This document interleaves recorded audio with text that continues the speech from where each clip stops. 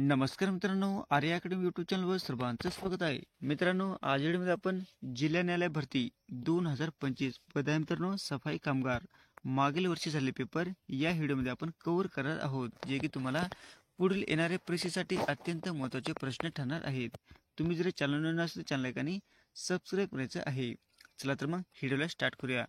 प्रश्न पहिला असा आहे, खालपैकी कोण आंतरराष्ट्रीय न्यायालयामध्ये नियुक्ती केले पहिले भारतीय न्यायाधीश आहेत? खालपैकी कोण आंतरराष्ट्रीय न्यायालयामध्ये नियुक्ती केले पहिले भारतीय न्यायाधीश आहेत?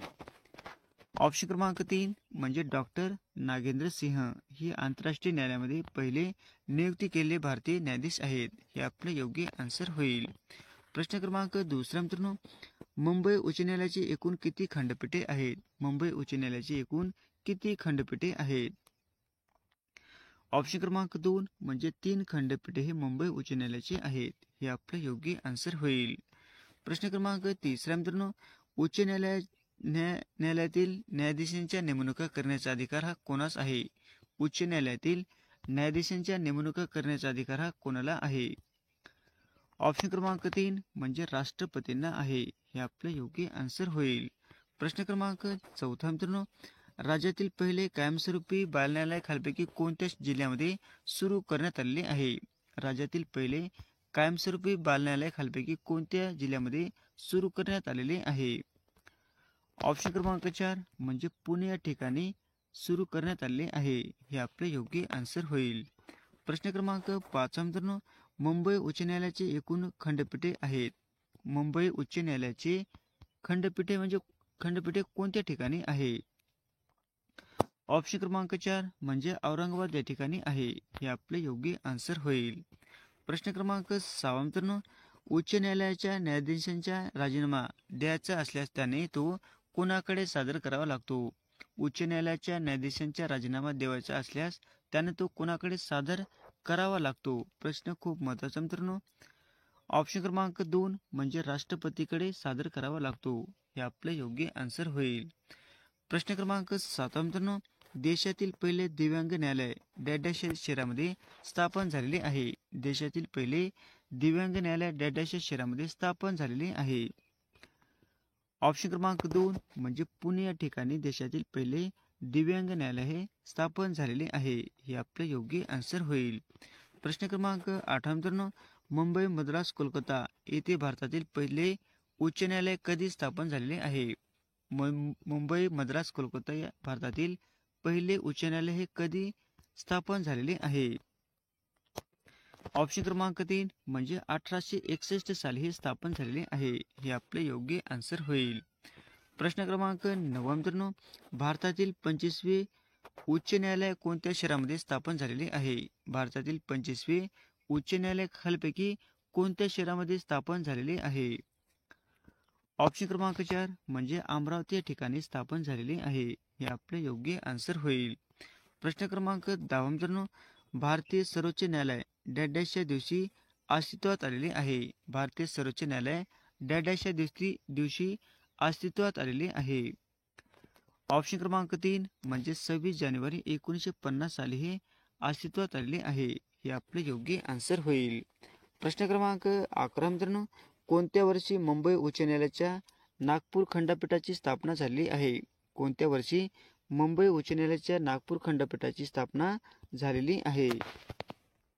ऑप्शन क्रमांक 3 म्हणजे इसवी सन 1940 साली ही मुंबई उच्च न्यायालयाच्या नागपूर खंडपीठाची स्थापना झालेली आहे. हे आपले योग्य आन्सर होईल.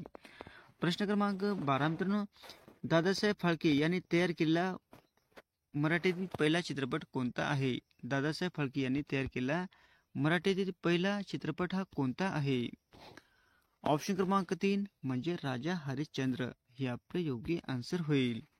प्रश्न क्रमांक 13 मित्रांनो, सारे जहां से अच्छा हिंदुस्तान हमारा या गीताचे लेखक खालपैकी कोण आहेत? सारे जहां से अच्छा हिंदुस्तान हमारा या गीताचे लेखक खालपैकी कोण आहेत?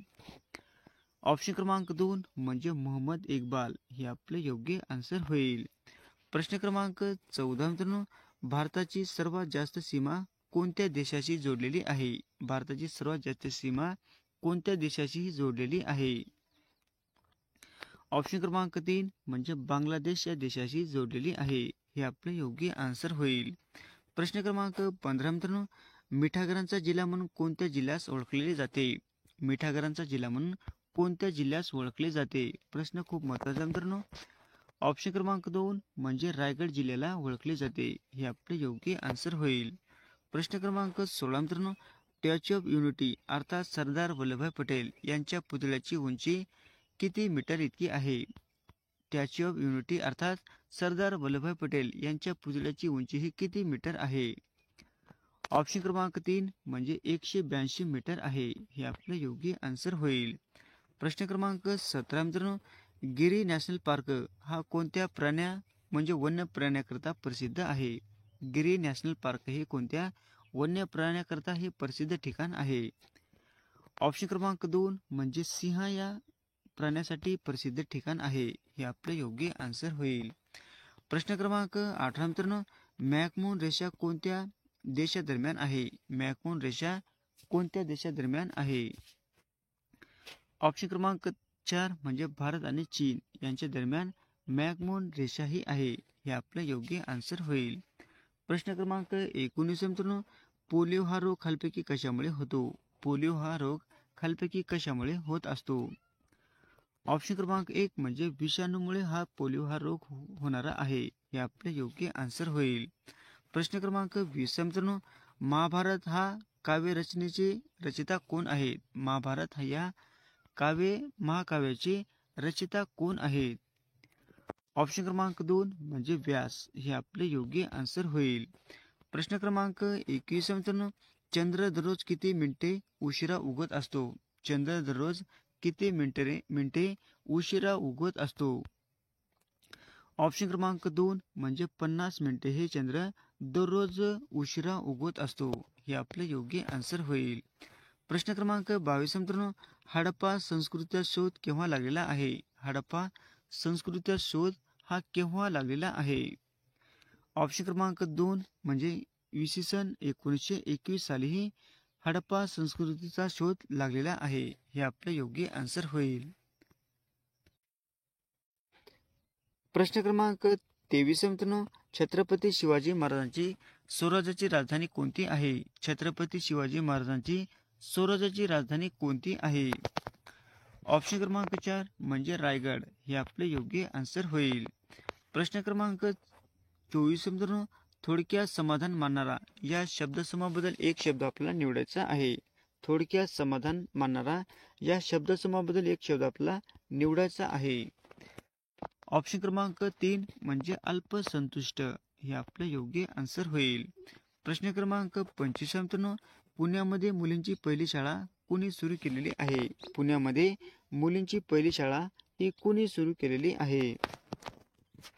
ऑप्शन क्रमांक 1 म्हणजे महात्मा फुले यांनी पुण्यामध्ये पहिली मुलींची शाळा ही सुरू केलेली आहे. हे आपले योग्य आन्सर होईल. प्रश्न क्रमांक 26 मित्रांनो, अजीवनसत्वाच्या कमतरतेमुळे खालीलपैकी कोणता रोग होतो? अजीवनसत्वाच्या कमतरतेमुळे खालीलपैकी कोणता रोग होतो? ऑप्शन क्रमांक 1 म्हणजे रात आंधळेपणा हा होतो. हे आपले योग्य आन्सर होईल. प्रश्न क्रमांक 27 मित्रांनो, खाण्याचा म्हणजे सोडियम बायकार्बोनेट म्हणजे डॅडॅस होय. सोडियम बायकार्बोनेट म्हणजे डॅडॅस होय. ऑप्शन क्रमांक 2 म्हणजे खाण्याचा सोडा. हे आपले योग्य आन्सर होईल. प्रश्न क्रमांक 28 मित्रांनो, भारुड हा काव्यप्रकार म्हणजे कोणाशी संबंधित आहे? भारुड हा काव्यप्रकार खालीलपैकी कोणाशी संबंधित आहे? ऑप्शन क्रमांक 1 म्हणजे संत एकनाथ यांच्याशी संबंधित म्हणजे भारुड हा काव्यप्रकार आहे. हे आपले योग्य आन्सर होईल.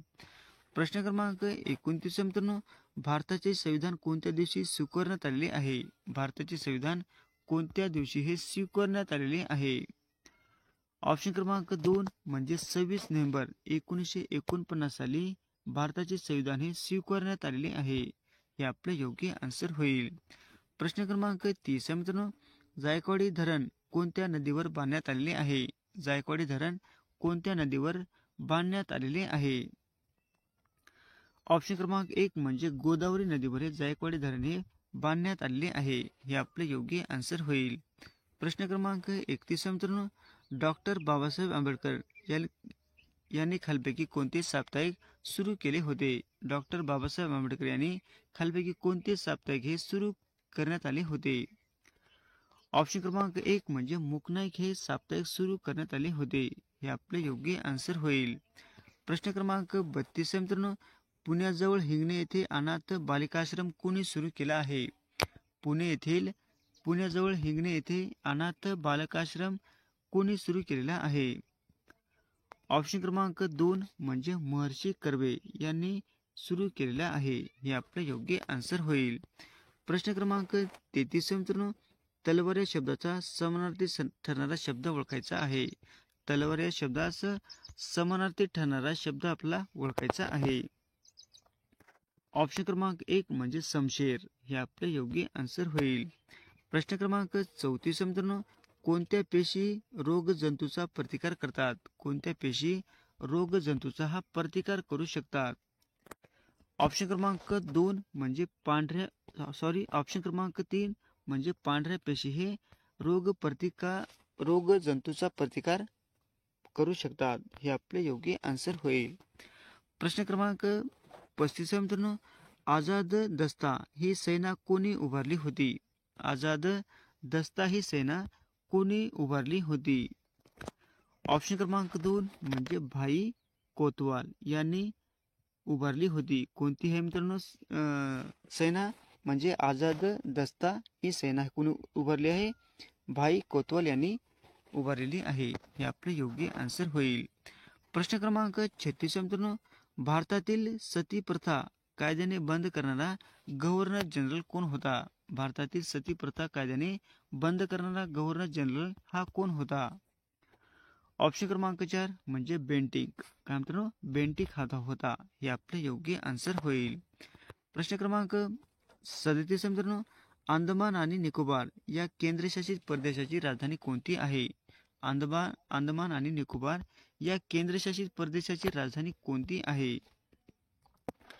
ऑप्शन क्रमांक 1 म्हणजे पोर्ट ब्लेअर. हे आपले योग्य आन्सर होईल. प्रश्न क्रमांक 38 मित्रांनो, भारतात प्रामुख्याने कोणत्या वाऱ्यापासून पाऊस पडतो? भारतामध्ये प्रामुख्याने कोणत्या वाऱ्यापासून हा पाऊस पडत असतो? ऑप्शन क्रमांक 3 म्हणजे मोसमी वारे यापासून भारतामध्ये पाऊस पडत असतो. हे आपले योग्य आन्सर होईल. प्रश्न क्रमांक 39 मित्रांनो, अलीकडेच कोणत्या राजाने घोळ मासा हा राजाचा मासा म्हणून घोषित करण्यात आलेला आहे? अलीकडे कोणत्या राजाने घोळ मासा हा राजाचा मासा म्हणून घोषित करण्यात आलेला आहे? ऑप्शन क्रमांक 3 म्हणजे गुजरात. हे आपले योग्य आन्सर होईल. प्रश्न क्रमांक 40 मित्रांनो, वंदे मातरम योजना केव्हापासून सुरू करण्यात आलेली योजना आहे? वंदे मातरम योजना केव्हापासून सुरू करण्यात आलेली योजना आहे? ऑप्शन क्रमांक 3 म्हणजे 2004 पासून योजना सुरू करण्यात आलेली वंदे मातरम योजना आहे. हे आपले योग्य आन्सर होईल. अशा होते मित्रांनो 40 प्रश्न अत्यंत महत्त्वाचे वारंवार परीक्षेला विचारले जाणारे. तुम्हाला जर व्हिडिओ आवडल्यास लाईक आणि चॅनलला सबस्क्राईब करायचं आहे. भेटत पुढच्या व्हिडिओमध्ये. धन्यवाद.